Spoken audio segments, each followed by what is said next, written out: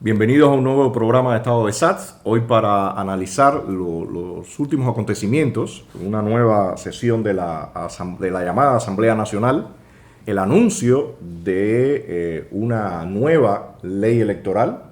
Veremos qué tiene de nuevo realmente, si existe, como es de esperar, posiblemente nada. Y la nueva problemática también que se está dando con el tema del abastecimiento de electricidad. El régimen había dicho y había anunciado que en el verano estaba todo garantizado, sin embargo en la práctica estamos viendo un escenario distinto. Y bueno, gracias Olivera por estar por acá y también Fernando. No sé quién de ustedes quiera arrancar con estos temas para hablar. Bueno, yo empezaría señalando que en los últimos tiempos estamos sufriendo, ¿no?, una epidemia de leyes, decretos, regulaciones, etcétera, como consecuencia de la Constitución aprobada. Y todas estas leyes, aquí ahora inmediatamente está la ley electoral, la ley de la pesca, la ley de los símbolos patrios. Todas estas leyes, en definitiva, lo que establecen camisas de fuerza a los ciudadanos con el objetivo de controlar aún más la vida de la sociedad y, como se dice normalmente, dejar bien amarrado para el futuro el sistema. Eso es lo que aportan estas leyes. Paréntesis, Fernando, lo que daría la impresión de que antes el país entonces se gobernaba con la mano en la cintura, porque ahora si viene todo este aluvión de nuevos decretos, leyes por todas partes, entonces ¿qué quiere decir? Que anteriormente simplemente se manejaba completamente a la disposición de una o dos personas, ¿no? Bueno, anteriormente, por la experiencia que todos tenemos, sabemos que funcionaba el voluntarismo. O sea, se tomaban medidas, se tomaban decisiones, aun y cuando estuvieran en contra de la Constitución, pero se aplicaban y no hacía falta ningún decreto, ninguna ley. Ahora un poco que se ha querido institucionalizar todo. Y entonces, como sucede con los cubanos, o nos quedamos cortos o nos pasamos. Institucionalizar el voluntarismo, porque las leyes tienen un carácter de voluntarismo total, ¿no? Total. Entonces, o nos quedamos cortos o nos pasamos. Y entonces ahora aquí es leyes y leyes, más después los decretos, las reglamentaciones, las indicaciones, y no da tiempo ni a leerlas siquiera y menos a entenderlas. Esa es la situación en que nos encontramos en este momento. Entonces yo comenzaría por la más importante o la que más afecta, que sería la llamada ley electoral, que, como tú bien decías, es un maquillaje de lo que existía anteriormente, ya que en la práctica no cambia ninguno de los elementos principales que debían variar para poder democratizar más el proceso electoral, o por lo menos democratizarlo un poco. Se mantienen las llamadas comisiones de candidatura, que en definitiva son las que rigen todo el proceso electoral, son las que plantean quién va y quién no va, quién se acepta y quién no se acepta. Se maneja oficialmente que responden y están formadas por las organizaciones de masa. Todos sabemos que estas organizaciones son brazos del partido y que simplemente responden a los intereses del partido y cumplen las orientaciones del partido. Por lo tanto, ese elemento de las organizaciones que crean o que forman las comisiones de candidatura es un elemento totalmente anacrónico, si se quiere, realmente que haya determinada transparencia en el proceso electoral. Y llama la atención que seguimos con la historia de las biografías. A nadie interesa la biografía, lo que interesa es cuál es el proyecto de trabajo que tiene esta persona que va a ser elegida para un cargo, sea municipal, provincial o nacional. La biografía es historia, lo que interesa es qué es lo que propone. Eso no se publica en ningún lado porque ellos simplemente no proponen nada. Ellos van a cumplir y aprobar unánimemente lo que les ordenen. Efectivamente, yo creo que estamos asistiendo de manera muy evidente a la continuidad del proceso llamado socialista, que le llaman. Yo creo que también es un eufemismo, es totalitarismo, es dictadura, es tiranía. Y realmente es lamentable que a estas alturas, en el estado económico-social en que nos encontramos, haya esta falta de compromiso con el futuro del país. Y te digo, esto es un alargamiento del desastre que hemos vivido durante tantos años, durante décadas. Y este paquete de leyes, este barniz institucional, porque es un barniz institucional, realmente es un maquillaje que, si no fuera tan trágico, es un poco chistoso, realmente, porque viendo el país desmoronándose gradualmente, y veo a estas personas como si nada estuviese pasando.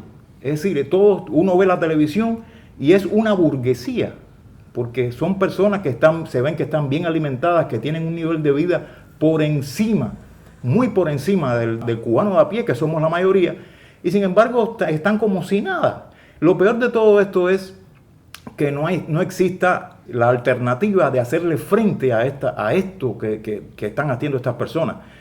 Tanto desde el punto de vista interno, porque mantienen un nivel represivo muy alto y un nivel de impunidad muy alto y que incapacita de cierta manera a llevar unas iniciativas que por lo menos impidan todas estas cosas.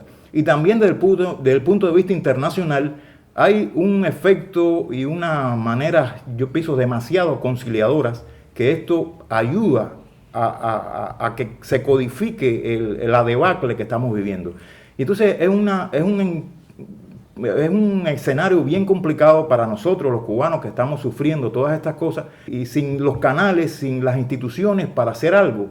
Estamos viviendo en una continuidad del socialismo, una continuidad de la institucionalidad represiva, de todo esto, toda esta infraestructura que impide, que mantiene al cubano en una situación realmente lamentable. A mí me llama la atención algo que creo que era esperado, pero de todas formas no deja de siempre sorprender, que en algún momento algunas personas tuvieron la esperanza de que el régimen diera algunos pequeños pasos, aunque fuera cosméticos, aunque fuera una especie de pantomima, pero que diera algunos pequeños pasos. Y recuerdo hasta de propuestas que se le planteaban al régimen sobre el tema de la ley electoral. Desde mi perspectiva, eso no iba a pasar, y siempre lo he dicho. Y la forma en que ellos tienen montada la anterior y esta, sencillamente crea un sistema completamente blindado para que nadie pueda entrar ni siquiera a los niveles más bajos.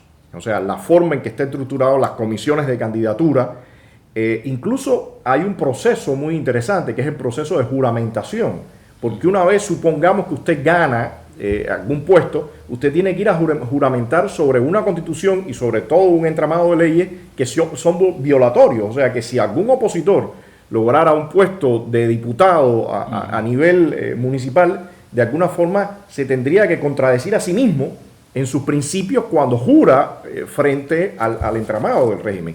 Pero ellos ni siquiera en ese sentido hicieron una pequeña apertura, una pequeña variación. Y lo único que desde mi perspectiva han hecho es crear los nuevos mecanismos de designación a los nuevos puestos que han generado.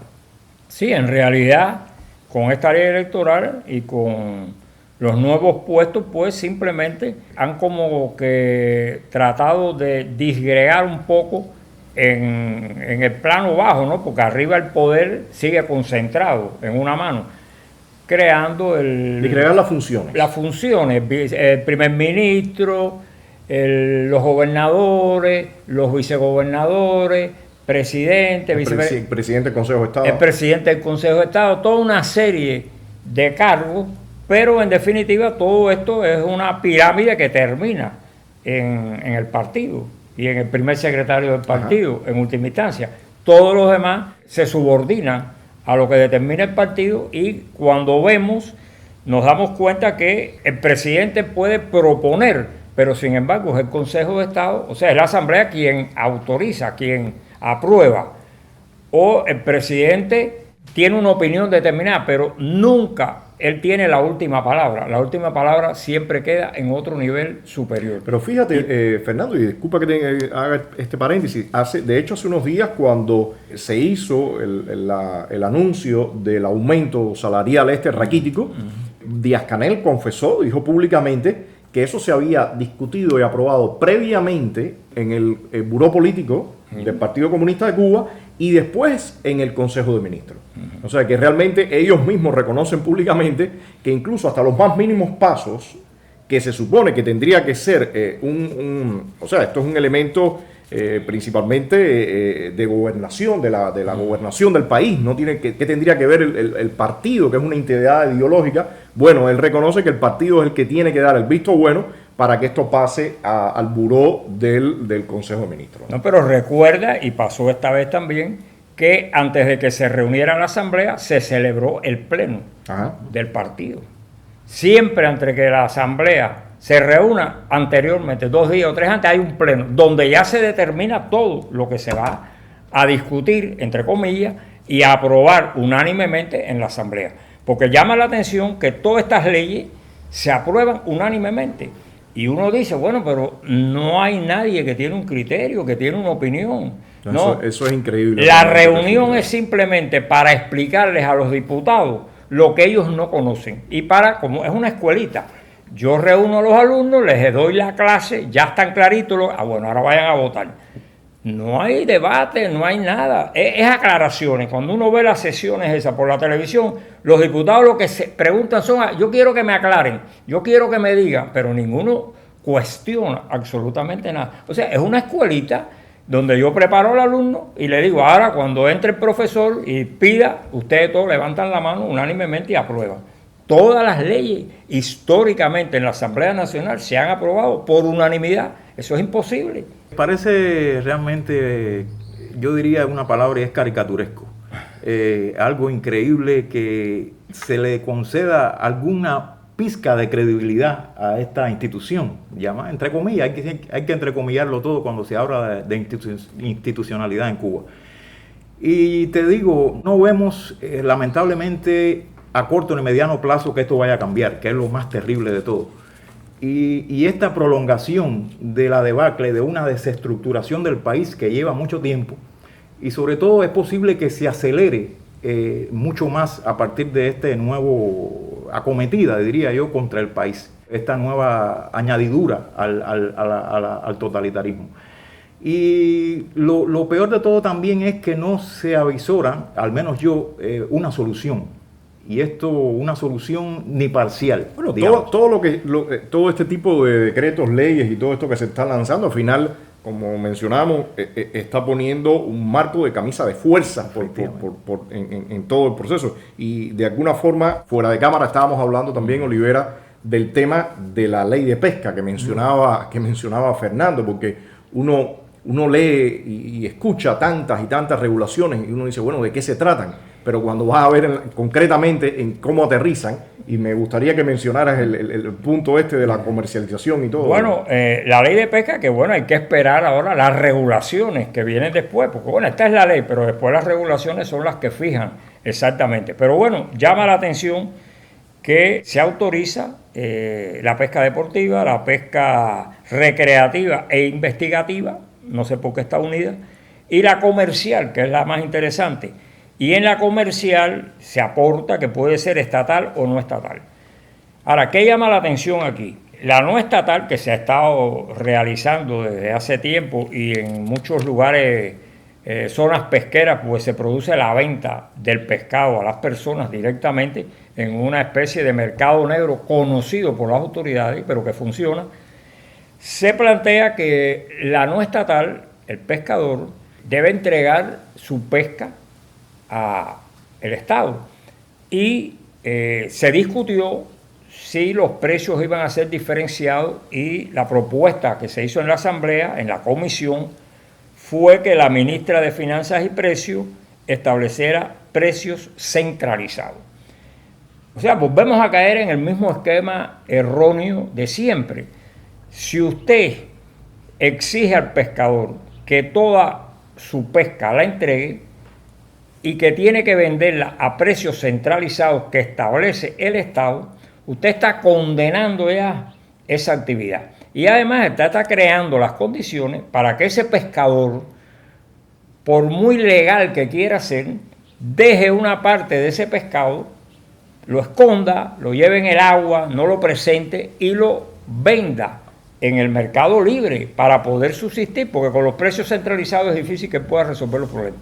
O sea, si usted hubiera simplemente o prevea en la ley que 1% se comercialice con el Estado y otro por ciento quede en manos del pescador para comercializar por su cuenta, pues usted viabiliza y me imagino que también incrementa la productividad de ese pescador. Pero cuando usted establece estas camisas de fuerza, estas leyes rígidas, seguimos con la centralización. La centralización no funciona. Pero seguimos con los precios centralizados. O sea, un ministerio, un grupo de burócratas arriba de una mesa van a poner los precios tanto del pescado que se capture en la punta de Maicí como el que se capture en el Cabo de San Antonio. Ya estamos viendo, Olivera, te quería preguntar sobre eso, ya estamos viendo conflictos, de hecho en la televisión, el régimen satanizando a los cuentapropistas por el tema de los precios. Ahora vemos que forzar a los pescadores también a que le vendan al régimen o al Estado ellos sus productos para que entonces pues el otro lo comercialice, teniendo todo un mercado interno que tiene que ver con las paladares y todo que demanda y que no son abastecidos. O sea, ¿qué escenario estamos generando ahora mismo en este momento? Porque es controles y por otra parte la sociedad empujando en otra dirección. El problema es que la centralización ha sido un debacle, como apuntaba Fernando. Lo mismo cuando vamos a la producción agrícola, el desabastecimiento, la inflación que existe, es prácticamente por eso. El control de precios, la obligatoriedad de entregar la producción al Estado. Y esto se repite ahora con la ley de pesca. Y hay una cosa que yo me he preguntado muchas veces, y es que si esto forma parte dentro de un mecanismo de control social, esta pobreza inducida o gestionada, como yo le he puesto, porque no se entiende cómo se va a combatir el desabastecimiento, todo esto que falta en la población de productos básicos, estoy hablando, y sin embargo se restringe la capacidad de que estas personas puedan entrar en un mercado y realmente cubrir la parte o gran parte de las necesidades básicas, y estamos hablando de la alimentación, y podemos hablar de otras cosas. Pero estamos a todas luces en la entrada de una crisis y una situación tanto social como económica muy complicada en el país. El problema es que ellos parece no importarle y ellos están apostando por mantener una población dependiente del Estado, controlada de esa manera. El Estado lanza migajas y esto también se convierte, y es un poco maquiavélico, de un control a través del chantaje, porque es una desmoralización de la población, obligar a la desmoralización, porque estas personas no pueden vivir del salario, tienen que entrar dentro de una red de corrupción, y esto se convierte cuando un policía llama a una persona, bueno, tienes que colaborar conmigo, pero ¿por qué? Bueno, tú estás vendiendo pescado o tal cosa en el mercado negro, y entonces por eso se convierte en este estado de vigilancia, de chivatería, como llamamos popularmente en Cuba. Y es una cosa maquiavélica, pero yo pienso y casi estoy seguro de que es parte de una estructura de dominación que se ha mantenido y ellos van a mantener a toda costa. Pero yo quisiera ahora, y esto nos da pie para entrar en el otro tema que habíamos mencionado, con la antesala que tenemos ahora a todas luces, ¿no? Este tema también de el problema de generación de electricidad. Y ya hay muchos pueblos que lo estamos viendo ahora con la novedad de Facebook, la gente poniendo su malestar en Facebook y quejándose. Los otros días hubo un apagón en un pueblo que se llama Carlos Rojas, acá en Matanzas, donde hubo protestas. La mayoría de la gente, evidentemente, aparte en este periodo del año, con todo este calor, el régimen había dicho en la televisión que estaba garantizado que no ocurrirían apagones. Y como una verdad que les tira la puerta, empieza a ocurrir una cadena de apagones en todo el país. Ayer incluso en la televisión reconocen que la termoeléctrica Antonio Guitera, que es la principal del país, está fuera de servicio, tiene problemas y han tenido que repararla. La central termoeléctrica Antonio Guiteras está fuera del sistema electroenergético nacional desde la tarde de este martes por un fallo en un cordón de soldadura en la zona de más alta presión de la caldera. En todo este escenario, por una parte yo pudiera entender lo que tú estás diciendo, Olivera, de que ellos plantean cierta estrategia de control mediante la miseria, pero por otra parte me parece que de alguna forma es jugar con candela, porque el país ya estaba con un nivel de hartazgo Y en todo esto mismo, lo que se está viendo es que el régimen es completamente ineficiente. Y si vamos incluso a datos técnicos, yo quiero escuchar lo que ustedes piensan, pero yo quisiera también mencionar después algunos datos técnicos que muestran de que ellos están definitivamente en un cuello de botella, ¿no? Hay una realidad y es la siguiente. La mayoría de las plantas energéticas que existen en Cuba tienen 20 y 30 años de explotación. O sea, son plantas obsoletas, a las cuales se les han hecho reparaciones ligeras, o sea, maquillaje cuando se ha producido una situación crítica, pero no se ha aprovechado esa situación crítica para hacerle una reparación capital o para modernizarlas como tal. No ha habido nuevas inversiones. Cuando se hicieron las nuevas inversiones fueron en los grupos electrógenos, que todos sabemos que eso es una solución temporal. El grupo electrógeno no es para que funcione diariamente aportando electricidad al sistema, sino cuando se produce un bache, una caída, pues suple esa necesidad. Aquí los grupos electrógenos se han utilizado en sustitución de plantas energéticas. En la práctica, yo no sé, preguntaría cuántos de los grupos electrógenos originales quedan funcionando, porque me imagino que muchos ya hayan perdido su capacidad de producción de energía. Y toda esta situación se ha acumulado y ahora en este momento no he oído a ningún funcionario principal de este país que se plantee un mejoramiento o una renovación de la base. Estamos hablando de la energía eólica, estamos hablando de la energía solar, pero cuando buscamos la cifra, eso es un mínimo. Exactamente. Lo que hay en este momento. Yo quisiera aportarles ahí una cifra y es, según las estadísticas de ellos mismos, ¿no? Dice que en el año 1992 las termoeléctricas generaban 3.675 megawatts. Eso decayó a 2.900 en el año 2007 y en el 2015 ya estaban por los 2.588. Se suponía que ellos decían que la otra cantidad aparecía por las energías alternativas y estas nuevas métodos como los grupos electrógenos, pero lo que estamos viendo en la realidad es que, como tú bien decías, estos mismos grupos electrógenos tienen un tiempo de vida. Todo esto fue la furia que le entró a Fidel Castro en los años 2003, 2004, o sea que es muy probable que todos esos equipos ya estén llegando al límite de su tiempo de vida y habría que ver si ellos han podido reemplazarlos, qué ha ocurrido con todo esto, porque lo que sí está claro es que ahora mismo en un periodo de verano donde aumenta la temperatura, donde hay consumo, bueno, pues estas termoeléctricas están decayendo nuevamente. Entonces, tenemos la Antonio Guiteras con problemas. El otro día también la de Nuevitas también dio problemas. Y la de Mariel. Y la de Mariel. Se requiere también que se incorpore la máquina 7 de la termoeléctrica de Mariel y la máquina número 4 de Carlos Manuel de Céspedes. O sea que es evidente que estamos frente a lo que pudiera ser en algún momento un colapso del sistema eléctrico sin ellos tener una capacidad de reemplazo, porque realmente lo que amerita serían miles de millones de dólares para poner en real funcionamiento todo el sistema, ¿no, Oliver? Bueno, yo creo que efectivamente es muy claro lo que tú has dicho y yo creo que en los próximos años, y no estoy hablando de mucho tiempo, van a tener que buscar algún tipo de solución, aunque sea temporal, porque un colapso del sistema eléctrico ya entraña una crisis de gran magnitud, que ellos no se pueden dar el lujo parecida o similar o más grave a la que ocurrió en la década del 90, en el 93 y 94. Y entonces no sé qué solución será temporal y yo no sé cómo ellos obtendrán la capacidad monetaria de cubrir todo eso. En Venezuela lo estamos viendo.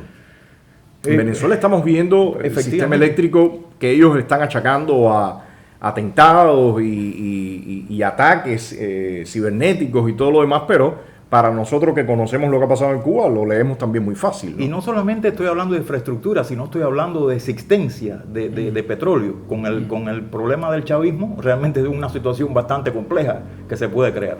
Ellos manejan aquí el criterio, y por lo menos lo publican así en la prensa, que las centrales eléctricas cubanas funcionan con petróleo cubano, con petróleo que se extrae en Cuba, que es un petróleo de alta densidad Sí.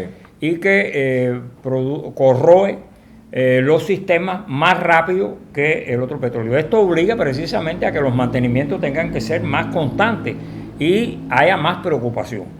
Al ser esta situación y al aceptar que sea así, que no dependa del petróleo que se importa, sino del petróleo cubano, pues eso debía alertar precisamente de tomar las medidas. Claro, hay una realidad. Cuando analizamos las inversiones que se hacen en Cuba en las plantas nuevas que se invierten, además lo dice el gobierno, no lo digo yo, casi siempre están atrasadas en comparación con el tiempo planificado de puesta en ejecución. O sea, una planta que se prevé poner en ejecución 2 años, se mete 3 y 4 años para empezar a funcionar. Y se ha dado el caso, como sucedió con la pedrera de Pinar del Río, que se montó la planta, nunca funcionó y después se canibalió y todas las piezas se llevaron a otras pedreras. Y la gente de Pinar del Río se quedó y dice, bueno, ¿y la planta que montaron dónde está?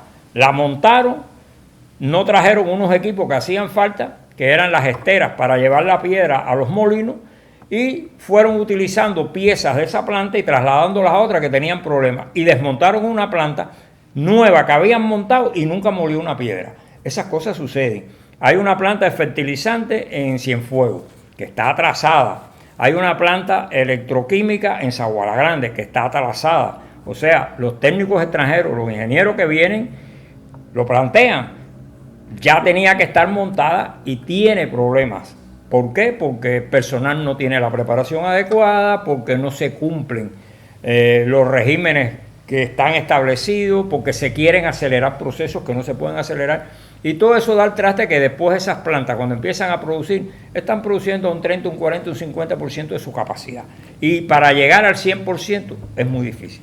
Yo creo que ellos han buscado alternativas, no del tipo de inversión de la infraestructura, sino en el suministro, que es algo fundamental, que se ha creado un problema a partir de la crisis de Maduro ahí y de los suministros de PDVSA a Cuba. Y ellos han buscado alternativas, no sé hasta qué punto ellos han logrado, al menos en pocas cantidades, no me atrevo a afirmar qué cantidades, pero Argelia, Angola. Y también pienso en el nuevo gobierno de México, un gobierno afín desde el punto de vista ideológico al cubano, que también podría paliar en alguna medida a corto plazo con el envío de hidrocarburos a Cuba. También es muy probable. Bueno, a mí honestamente lo que me da la impresión que en el periodo de Fidel Castro, en aquellas campañas que lanzaba Fidel, algunas veces en el tema político, otras veces en supuestos temas económicos, el plan alimentario, después la batalla de Lián, la batalla de Idea, o sea, siempre eran de este tipo. A mí me parece que Raúl Castro y su gente le ha dado más por lanzar supuestamente una campaña de institucionalizar el país y de poner supuestamente números a planes y cosas que van a lograr. Sin embargo, me parece que se disuelven porque todo este tema de los dichosos lineamientos se han disuelto. Hace unos días estaba el rumor de que Marino Murillo había presentado la renuncia, no sé si es verdad o es mentira, casi que da igual, pero pasamos de aquello que era una seguidilla de los lineamientos ahora a todos nuevos planes y Díaz-Canel y reuniones, pero concretamente no estamos viendo que se aterrice en nada, y lo que sí se está visualizando son las escaseces en todos los sentidos, y ahora todos estos problemas que se están dando con el tema también eléctrico, ¿no? Entonces vamos a ver, ¿no? Para ustedes, para cerrar, no sé si algún comentario. No, yo lo que veo es que todas estas leyes, decretos leyes, etcétera, que se producen y se aprueban en abundancia, en realidad no aportan efectos prácticos, y la población, nosotros los ciudadanos, no sentimos que se produzca una mejoría o que haya un avance. Sin embargo, lo que estamos viendo es un retroceso sostenido en todas las esferas, tanto en la esfera económica como en la esfera social y con la esfera política no voy a hablar porque ahí el retroceso es total. O sea, esa es la situación real. Muchas personas tienen la opinión de que tiene que existir un cambio económico para que existan cambios políticos. A mi modesta apreciación, en Cuba es al revés. Hasta tanto no haya un cambio político, no vamos a ver un cambio económico. Bueno, les agradezco, el tiempo se ha ido rápido, los próximos días veremos qué sigue ocurriendo, pero sobre todo a mí en lo particular me llama la atención qué va a pasar con este tema de la electricidad, porque me preocupa y me parece que realmente estamos entrando en un atolladero y los apagones son tremendos, ¿no? Los apagones se sufren bastante. Entonces, bueno, gracias por estar con nosotros y nos vemos en un próximo programa.